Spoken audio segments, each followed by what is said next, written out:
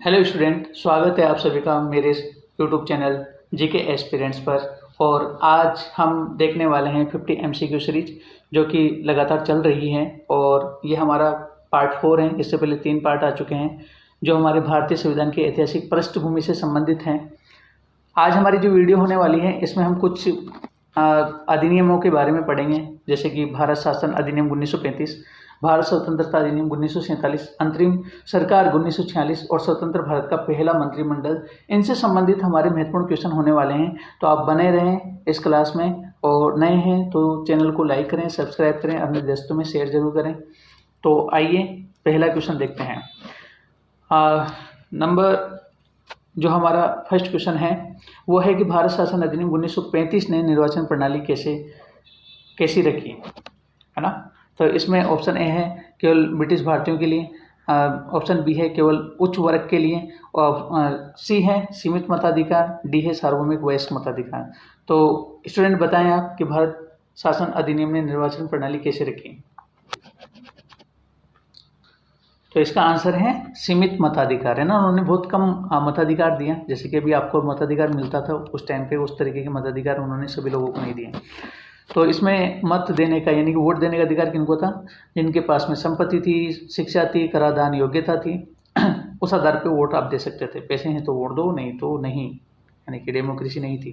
करोड़ों भारतीयों को वोट देने का अधिकार नहीं मिला, केवल लगभग 10% को ही वोट देने का अधिकार उस टाइम पे मिला था।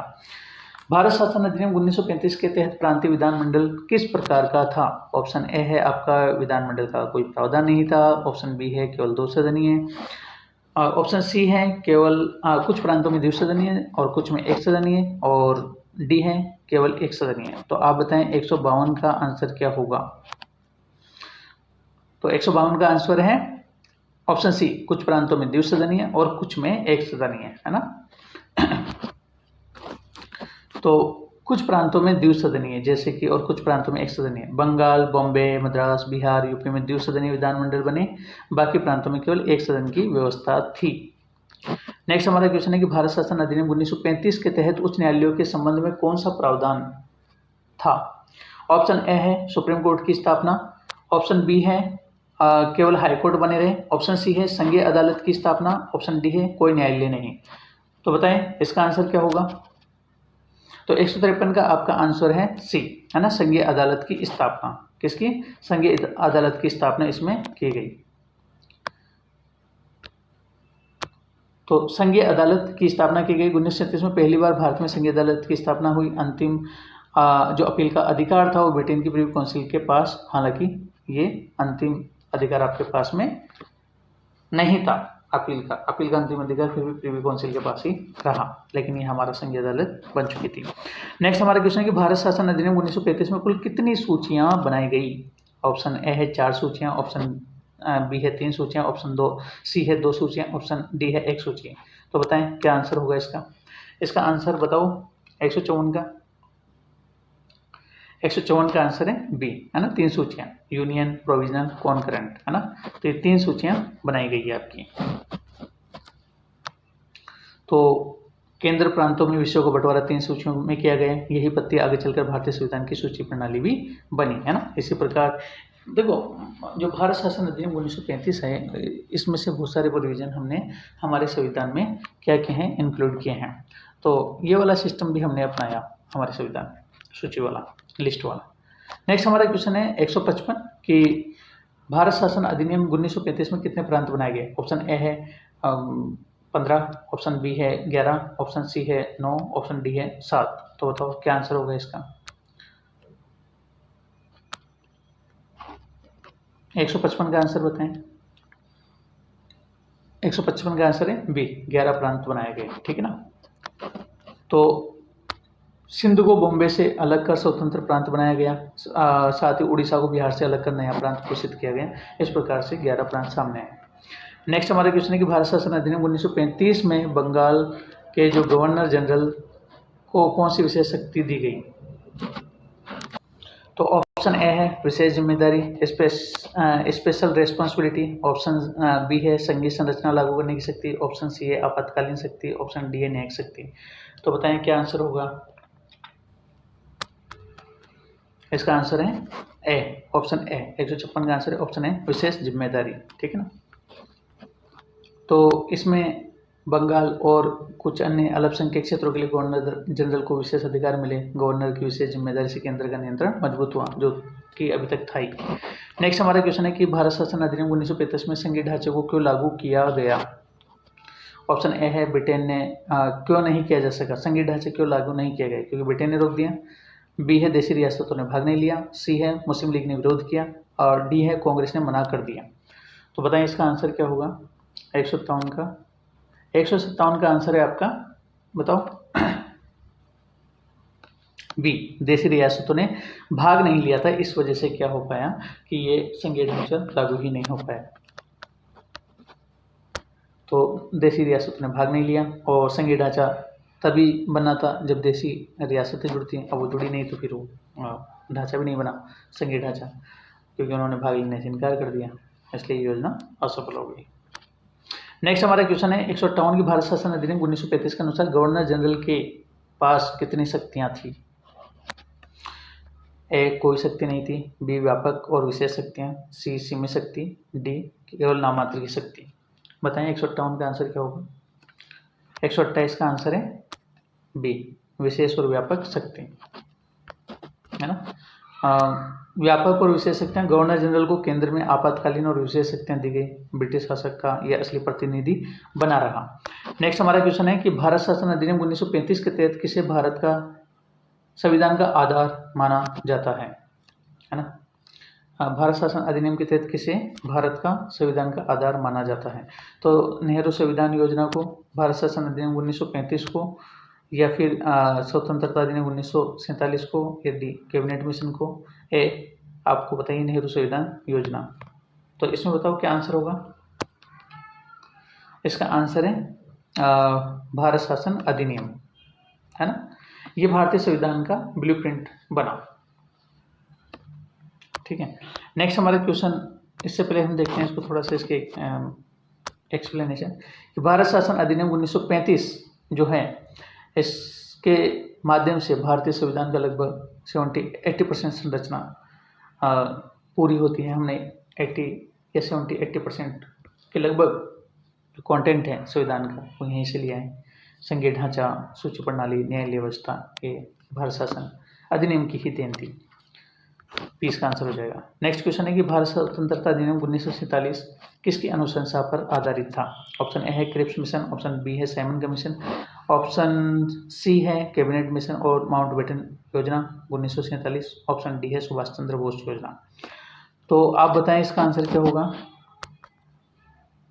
160 का आंसर है सी, कैबिनेट मिशन और माउंटबेटन योजना के आधार पर आपका भारतीय स्वतंत्रता अधिनियम की 1947 की अनुशंसा हुई। और 3 जून को माउंटबेटन योजना के आधार पर यह अधिनियम बनाया गया। भारत पाकिस्तान की स्वतंत्रता इसके माध्यम से संभव हो पाई।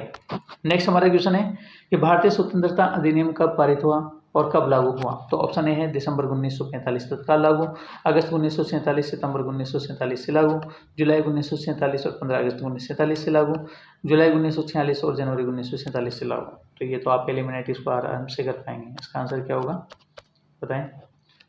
इसका आंसर है बी, सी, है ना। जुलाई 1947 और 15 अगस्त 1947 से लागू और पारित ही जुलाई 1947 में हो गया था। ठीक है। तो 18 जुलाई 1947 को ये ब्रिटिश संसद में ये कानून पास हो गया था और 15 अगस्त से भारत पाकिस्तान स्वतंत्र राष्ट्र बन गए। ठीक है, लागू हुए 15 अगस्त 1947 से ये अधिनियम हुआ। नेक्स्ट हमारा क्वेश्चन है कि भारत स्वतंत्रता अधिनियम 1947 के अनुसार भारत में कितने नए डोमिनियन बने। Option A 2, option A 4, option B 3, option C 2, option D 1। तो बताएं इसका आंसर क्या होगा। 162 का आंसर है 2 डोमिनियन, है ना। मतलब 2 नए राष्ट्र बने। कौन बने, भारत पाकिस्तान, ये आपको बताइए। भारत पाकिस्तान अलग अलग डोमिनियन का दर्जा मिला और दोनों को अपना संविधान बनाने के लिए स्वतंत्रता भी थी। नेक्स्ट हमारा क्वेश्चन है कि भारतीय स्वतंत्रता अधिनियम 1947 के अनुसार भारत और पाकिस्तान के राज्य प्रमुख कौन बने। ए ब्रिटिश राजा, बी प्रधानमंत्री, सी गवर्नर जनरल, डी राष्ट्रपति। तो बताएं। तो तो 163 का आंसर होगा, बताओ सी, गवर्नर जनरल 1947 के भारतीय स्वतंत्रता अधिनियम के अनुसार भारत और पाकिस्तान के राज्य प्रमुख बने। प्रत्येक डोमिनियन में राजा का प्रतिनिधि गवर्नर जनरल बना और भारत में लॉर्ड माउंटबेटन और पाकिस्तान में ये जिन्ना बना। ठीक है, नेक्स्ट हमारा क्वेश्चन है कि भारतीय स्वतंत्रता अधिनियम 1947 के तहत ब्रिटिश संसद का भारत पर कैसा अधिकार रहा? सलाहकार, मात्र, पूरी तरह समाप्त, सीमित, सर्वोच्च। बताओ ब्रिटिश संसद का कैसा अधिकार रहा भारतीय स्वतंत्रता अधिनियम के बाद? तो ये तो कॉमन सेंस वाली बात है कि स्वतंत्रता अधिनियम ही आपको पारित हो गया तो फिर क्या रहेगा? 164 में आंसर क्या हो जाएगा? बी, पूरी तरीके से समाप्त हो गया, है ना। अब भारत पूरी तरीके से स्वायत्त बन गया, स्वतंत्र हो गया, तो ब्रिटिश संसद का कानून भारत पर लागू नहीं होता है। नेक्स्ट हमारा क्वेश्चन है 165 कि भारत की संविधान सभा को अधिनियम 1947 में कौन सा अधिकार दिया गया? केवल सलाह का, ब्रिटिश से अनुमति लेकर काम करना, संविधान बनाने का पूर्ण अधिकार, केवल परामर्श का अधिकार। तो बताएं क्या आंसर होगा इसका? तो इसका आंसर है 165 का आंसर है सी, संविधान बनाने का पूर्ण अधिकार। क्या है? संविधान बनाने का पूर्ण अधिकार।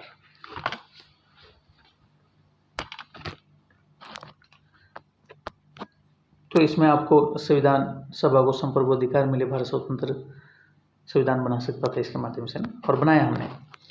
166 है कि जो हमारा क्वेश्चन है कि भारत स्वतंत्रता अधिनियम 1947 के अनुसार रियासतों की स्थिति क्या थी? वो बंद कर दी गई, वे केवल भारत में शामिल हो सकती थी, उन्हें स्वतंत्र होकर भारत या पाकिस्तान में मिलने का विकल्प मिला, और ब्रिटेन के अधीन रही। बताओ क्या आंसर होगा इसका? तो 166 का हमारा आंसर है ऑप्शन सी, उन्हें स्वतंत्र होकर भारत या पाकिस्तान में मिलने का विकल्प मिला। वो किसी में भी, मतलब भारत में भी शामिल हो सकती थी। देशी रियासतें होती हैं, यानी कि जिन पे राजाओं का शासन था ब्रिटेन के अंडर, ब्रिटिशर्स के अंडर, मतलब उन्हें फिर जब भारत आज़ाद हुआ तो वो चाहें तो भारत से या पाकिस्तान किसी में भी मिल सकती थी, उनके पास विकल्प था। भारत में 562 रियासतें थी, उनको जोड़ने की स्वतंत्रता हमें मिली। सरदार पटेल ने अधिकांश राज्यों को भारत में विलय करा लिया था। 167 है कि अधिनियम 1947 के हिस्से के रूप में भारत विभाजन किस आधार पे हुआ? राजनीति के आधार पे, भूगोल के आधार पे, धर्म के आधार पे, भाषा के आधार पे।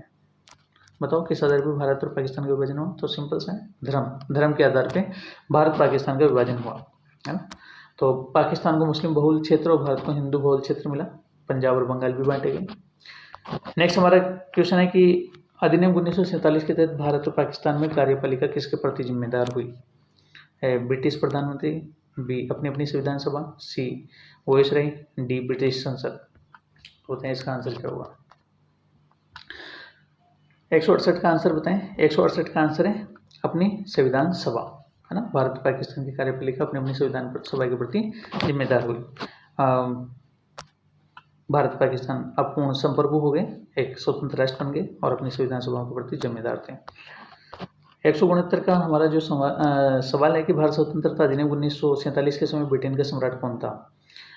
Option A Elizabeth, option B है जॉर्ज सष्टम, ऑप्शन सी है एडवर्ड अष्टम, ऑप्शन डी है जॉर्ज पंचम। तो बताएं 169 का आंसर क्या होगा?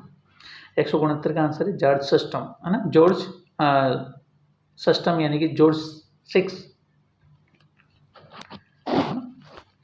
जॉर्ज सष्टम या जॉर्ज 6 आपका ब्रिटेन का उस समय ये सम्राट था, और दोनों डोमिनियन औपचारिक रूप से उसके दिन राष्ट्रमंडल का हिस्सा भी बने। राष्ट्रमंडल एक संगठन है जो ब्रिटेन का, जो उसके अधीन राष्ट्र थे उनको मिलाकर के बनाया गया। नेक्स्ट हमारा क्वेश्चन है कि भारतीय स्वतंत्रता अधिनियम 1947 के अनुसार पाकिस्तान की राजधानी क्या घोषित की गई? Option A Rawalpindi, option B Dhaka, option C Lahore, option D Karachi. तो बताएं जब पाकिस्तान आज़ाद हुआ तो उसकी राजधानी क्या थी? 170 का जवाब दें। 170 का जवाब है डी कराची। कराची को पाकिस्तान की राजधानी घोषित किया गया, और ये अस्थायी राजधानी थी कराची, बाद में से इस्लामाबाद वहाँ की राजधानी बनाई गई। नेक्स्ट हमारा क्वेश्चन है कि भारतीय स्वतंत्रता अधिनियम 1947 के अनुसार भारत की प्रथम राजधानी कौन सी रही? बॉम्बे, कोलकाता, दिल्ली, इलाहाबाद। तो बताओ भारत जब आज़ाद हुआ था भारत की राजधानी कौन सी थी? आसान है, दिल्ली, है ना। ऑप्शन सी, दिल्ली स्वतंत्र भारत की राजधानी बनी और संविधान के बाद भी यही बरकरार रही। भारतीय स्वतंत्रता अधिनियम 1947 ने भारत और पाकिस्तान को किस रूप में स्वतंत्रता दी? गणराज्य के रूप में, स्वतंत्र डोमिनियन, संरक्षित राज्य, उपनिवेश। बताएं 172 का आंसर बताएं। तो 172 का जवाब है स्वतंत्र डोमिनियन, बी इसका आंसर हो जाएगा।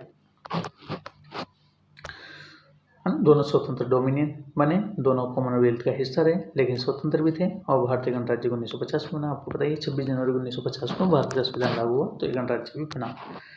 नेक्स्ट हमारा क्वेश्चन है कि भारतीय स्वतंत्रता अधिनियम 1947 का सबसे बड़ा ऐतिहासिक महत्व क्या है? कि रियासतों को ब्रिटिश अधीन रखना, केवल पाकिस्तान को आज़ादी देना, भारत और पाकिस्तान को पूर्ण संप्रभुत्ता प्रदान करना, डी ब्रिटिश संसद का भारत पर नियंत्रण मजबूत करना। तो बताएं इसका आंसर क्या होगा?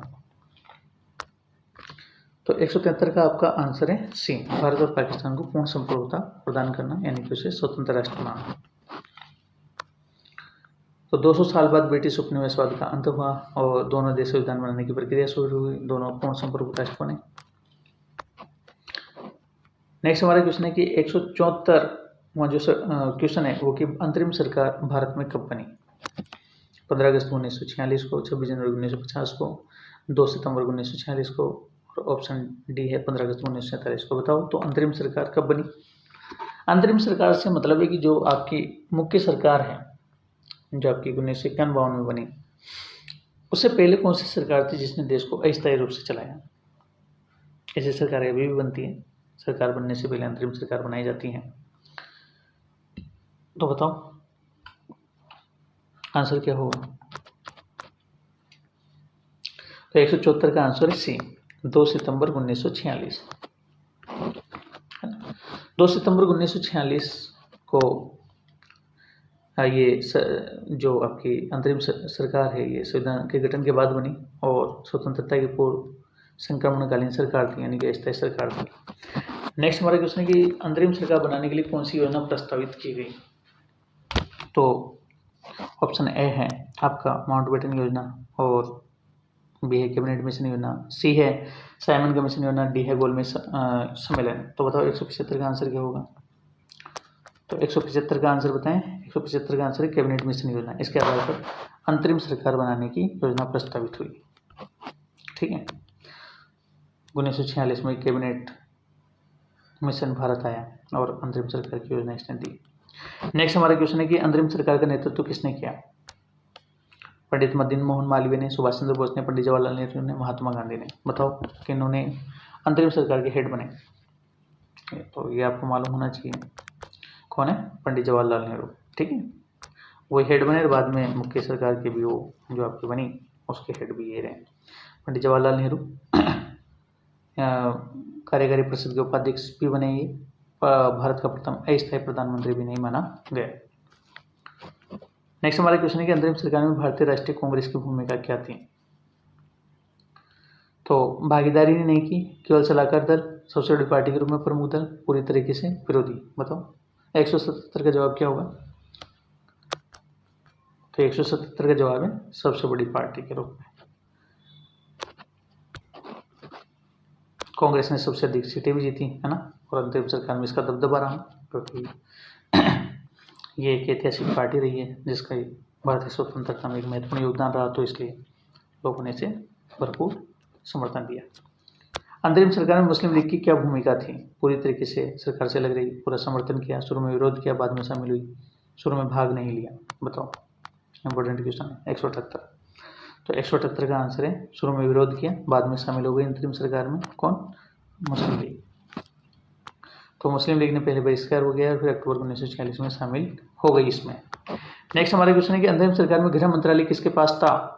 Option A Rajendra Prasad, B Mohammad Ali Jinnah, C Sardar Vallabh Bhai Patel, D Jawaharlal Nehru. तो बताएं इसका जवाब क्या होगा? गृह मंत्रालय किसके पास था? 179 का आंसर है सरदार वल्लभ भाई पटेल, है ना। इन्होंने पूरे देश को एक किया, एकता कायम की, देशी रियासतों को मिलाने में बहुत महत्वपूर्ण भूमिका सरदार वल्लभ भाई पटेल की थी। तो गृह मंत्री पद को डिजर्व करते थे, रियासतों को भारत में लेकर आया। अंतरिम सरकार में वित्त विभाग का प्रभार किसके पास था? बताएं वित्त विभाग का प्रभार सरदार वल्लभ भाई पटेल, जवाहरलाल नेहरू, लियाकत अली खान, मोहम्मद अली जिन्ना। तो बताओ पैसे से संबंधित ये विभाग किसके पास था? 180 का आंसर क्या होगा? तो 180 का आंसर है सी लियाकत अली खान। क्या है? लियाकत अली खान।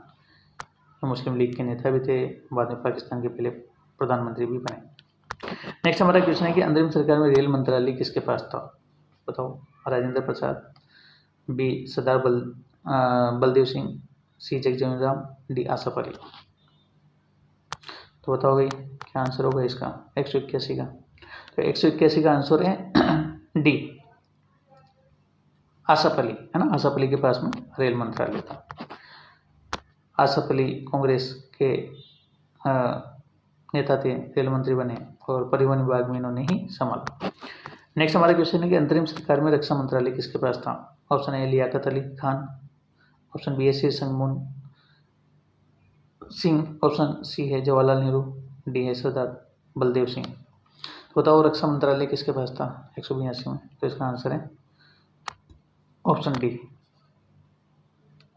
सरदार बलदेव सिंह। सरदार बलदेव सिंह है ना, कांग्रेस के प्रमुख सहयोगी भी थे, पहले रक्षा मंत्री भी बने। प्रश्न नंबर 183 है कि अंतरिम सरकार में शिक्षा मंत्रालय किसके प्रभुत्व में था? Madan Mohan Malviya, B Jawaharlal Nehru, C doctor B R Ambedkar, D C Raj Gopalachari. तो बताओ 183 का आंसर क्या होगा?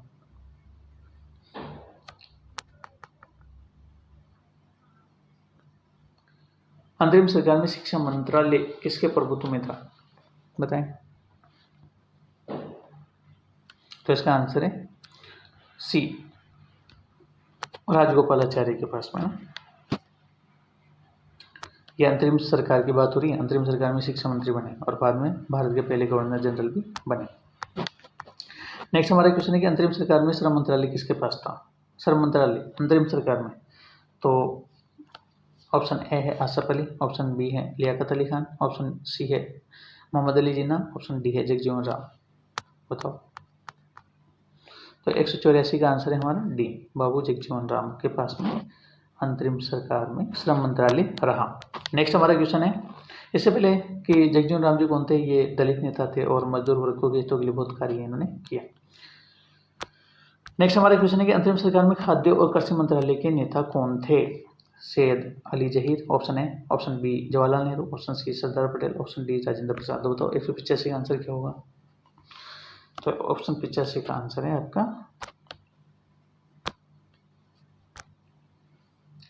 डी राजेंद्र प्रसाद, है ना। राजेंद्र प्रसाद खाद्य और कृषि मंत्रालय के नेता रहे। अंतरिम सरकार की बात हो रही है ना, किसकी? अंतरिम सरकार की। तो उन्होंने कृषि विभाग को संभाला और भारत के पहले राष्ट्रपति भी बाद में बने। नेक्स्ट हमारा क्वेश्चन है कि अंतरिम सरकार में उद्योग और आपूर्ति विभाग किसके पास था? तो ऑप्शन ए है आपका जवाहरलाल नेहरू, ऑप्शन बी है सैयद अली जहीर, ऑप्शन सी है CH बाबा, ऑप्शन डी है जॉन मथाई। तो बताओ कौन सा इसका आंसर होगा? अंतरिम सरकार में उद्योग और आपूर्ति विभाग किसके पास था? बताएं 186 का आंसर। तो 186 का आंसर है डी जॉन मथाई साहब। तो जॉन मथाई साहब के पास में क्या था? उद्योग और आपूर्ति विभाग था। इन्होंने उद्योग और आपूर्ति मंत्रालय संभाला, स्वतंत्र भारत के पहले वित्त मंत्री भी बने। नेक्स्ट हमारा क्वेश्चन है कि अंतरिम सरकार में वाणिज्य मंत्रालय किसके पास था? ऑप्शन ए है लियाकत अली खान, ऑप्शन बी है गजनाफर अली खान, ऑप्शन सी है राजगोपालाचारी, डी है टी चुंद्रीगर। तो बताओ 187 का आंसर क्या होगा? तो 187 का आंसर है डी, है ना। अंतरिम सरकार में वाणिज्य मंत्रालय टी चुंद्रीगर के पास था। ऑप्शन है ना डी। मुस्लिम लीग के नेता थे, पाकिस्तान में आगे महत्वपूर्ण मंत्री भी बने। नेक्स्ट हमारा क्वेश्चन है 188, अंतरिम सरकार में न्याय विभाग का प्रभारी कौन था? न्याय विभाग किसके पास थे, है ना?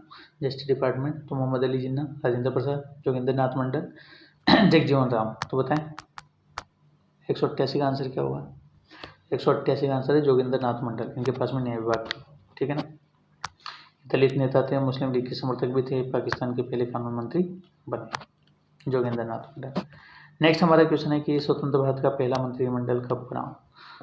तो 2 सितंबर 1946, 26 जनवरी 1950, 15 अगस्त 1947, 15 अगस्त 1946।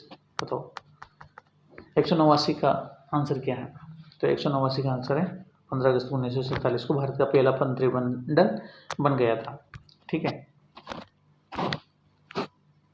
तो 15 अगस्त 1947 की आज़ादी के बाद तुरंत सरकार बनी और नेहरू पहले प्रधानमंत्री बने। नेक्स्ट हमारा क्वेश्चन है कि पहले स्वतंत्र भारत के प्रधानमंत्री कौन थे, है ना, ये अभी हमने देखा ही है, जवाहरलाल नेहरू, ठीक है ना,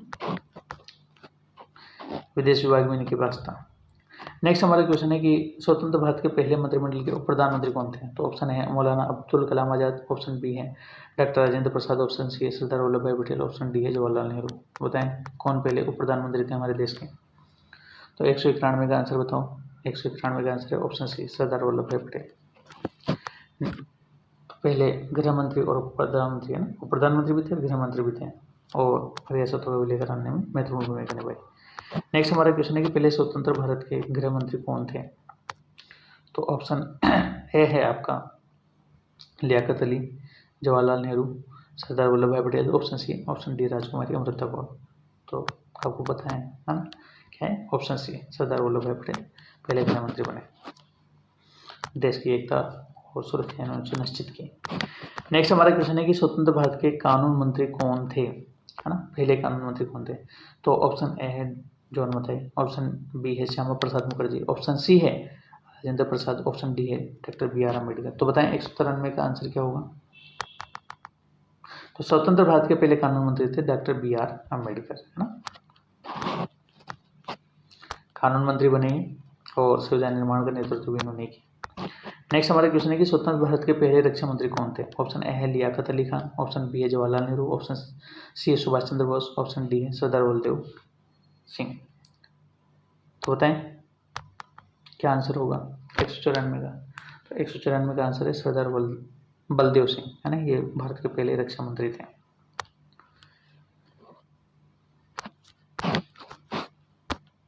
और स्वतंत्रता के बाद इन्होंने सुरक्षा व्यवस्था संभाली, पहले रक्षा मंत्री बने। नेक्स्ट हमारा क्वेश्चन है कि स्वतंत्र भारत के पहले वित्त मंत्री कौन थे। अब स्वतंत्र भारत की बात हो रही है, देखो ना, पहले अंतरिम सरकार की बात थी। तो ऑप्शन है जगजीवन राम, ऑप्शन बी है जवाहरलाल नेहरू, ऑप्शन सी है राजेंद्र प्रसाद, ऑप्शन डी है जॉन मथाई। तो बताओ कौन थे वित्त मंत्री, बताओ पहले स्वतंत्र भारत के पहले वित्त मंत्री। 195 का आंसर बताओ। तो कौन थे, जॉन मथाई साहब पहले वित्त मंत्री थे, स्वतंत्र भारत के पहले वित्त मंत्री बने, अर्थव्यवस्था को स्थिर करने में भूमिका निभाई। नेक्स्ट हमारा क्वेश्चन है कि स्वतंत्र भारत की पहली महिला मंत्री कौन थी। आपके पास ऑप्शन है विजय लक्ष्मी पंडित, सुचेता कृपलानी, ऑप्शन सी है सरोजनी नायडू, ऑप्शन डी है राजकुमारी अमृता कौर। तो बताएं इसका आंसर क्या होगा। 196 का आंसर 196 का आंसर है डी राजकुमारी अमृता कौर, ठीक है। तो ये जो अमृता कौर है इनको स्वास्थ्य मंत्री मिला था और महिला कल्याण योजनाओं को इन्होंने बढ़ावा दिया। नेक्स्ट हमारा क्वेश्चन है कि स्वतंत्र भारत के शिक्षा मंत्री कौन थे, है ना। ऑप्शन ए है श्यामा प्रसाद मुखर्जी, ऑप्शन बी है राजेंद्र प्रसाद, ऑप्शन डी है doctor BR Ambedkar, option D है मौलाना अब्दुल कलाम आज़ाद। तो बताएं इसका आंसर क्या होगा 197 का। तो इसका आंसर है डी मौलाना अब्दुल कलाम आज़ाद, है ना। ये भारत के पहले शिक्षा मंत्री थे, स्वतंत्र भारत के। तो ये पहले शिक्षा मंत्री बने और शिक्षा नीति की इन्होंने नींव रखी। नेक्स्ट हमारा क्वेश्चन है कि स्वतंत्र भारत के पहले श्रम मंत्री कौन थे। तो ऑप्शन ए है आपके पास में doctor Rajendra Prasad, option B है आपके पास सैयद अहमद किदवई, ऑप्शन सी है जगजीवन राम, ऑप्शन डी है पंडित नेहरू। तो बताएं इसका आंसर क्या होगा। पहले हमारे श्रम मंत्री कौन थे, 198 का जवाब दें। तो हमारे पहले मतलब स्वतंत्र भारत के पहले जो श्रम मंत्री थे वो जगजीवन राम थे और ये अंतरिम सरकार में भी श्रम मंत्री थे। नेक्स्ट हमारा क्वेश्चन है, अच्छा इससे पहले हम देखते हैं इसको कि पहले ये श्रम मंत्री बने और इन्होंने मजदूर हितों की रक्षा भी की। नेक्स्ट हमारा क्वेश्चन है कि स्वतंत्र भारत के पहले उद्योग मंत्री कौन थे। ऑप्शन ए है आपका मौलाना आज़ाद, ऑप्शन बी है राजकुमारी अमृता कौर, ऑप्शन सी है श्यामा प्रसाद मुखर्जी, ऑप्शन डी है जॉन मथाई। तो बताएं आंसर क्या होगा 199 का। तो आपके पहले जो स्वतंत्र भारत के उद्योग मंत्री थे वो थे श्यामा प्रसाद मुखर्जी। कौन थे, श्यामा प्रसाद मुखर्जी। और श्यामा प्रसाद मुखर्जी जो थे पहले उद्योग मंत्री बने आपके, है ना, पहले उद्योग मंत्री बने, औद्योगिकरण नीतियों की इन्होंने दिशा दी। नेक्स्ट और लास्ट हमारा जो क्वेश्चन है कि स्वतंत्र भारत के पहले संचार मंत्री कौन थे, है ना। संचार मंत्री की बात हो रही तो श्याम नेहरू, आसफ अली, रफ़ी अहमद किदवई और जगजीवन राम। तो बताएं 200 का आंसर क्या होगा। बताएं 200 का आंसर क्या है। तो गाइस 200 जो लास्ट हमारा क्वेश्चन है इसका आंसर बताएं इसका आंसर होगा ऑप्शन सी, रफ़ी अहमद किदवई। क्या होगा? रफ़ी अहमद किदवई आपके क्या रहे हैं? संचार मंत्री रहे हैं, है ना। डाक और तार विभाग देखने की इनको जिम्मेदारी मिली थी। तो स्टूडेंट ये हमारे 200 क्वेश्चन थे। 200 क्वेश्चन हमारे हो चुके हैं। इस वाली वीडियो में हमने 50 क्वेश्चन देखे, 151 से लेकर के 200 तक। तो ये हमारी 50 MCQ सीरीज आगे भी इसी तरीके से जारी रहेगी। आगे भारतीय राज्य व्यवस्था से संबंधित जो भी महत्वपूर्ण टॉपिक हैं, लगभग हम सभी टॉपिक्स कवर करेंगे। उनके हर टॉपिक से लगभग 50 क्वेश्चन हम लाने की कोशिश करेंगे। उसका एक्सप्लेनेशन भी आपको देखने को मिलेगा। तो आप आपकी हर एग्ज़ाम में इन क्वेश्चंस का फ़ायदा उठा सकते हैं। ये सभी एग्ज़ाम्स के लिए महत्वपूर्ण हैं, चाहे वो UPSC हो, RPSC हो या फिर कोई भी वनडे एग्ज़ाम हो। आप हर एग्ज़ाम में इसका फ़ायदा ले सकते हैं। तो बने रहें इस क्लास में, तो आप बने ही हुए थे और आगे नेक्स्ट आने वाली क्लास में बने रहें। Thank you so much.